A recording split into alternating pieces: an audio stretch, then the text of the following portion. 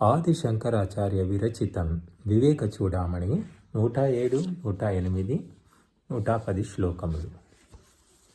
విషయాణామానుకూల్యే సుఖీ దుఃఖీ విపర్యయే సుఖం దుఃఖం చ తద్ధర్మః సదానందస్య నాత్మనః. ఆత్మార్థత్వేన హి ప్రేయాన్ విషయో న స్వతః ప్రియః స్వత ఏవ హి సర్వేషాం ఆత్మా ప్రియతమో యతః.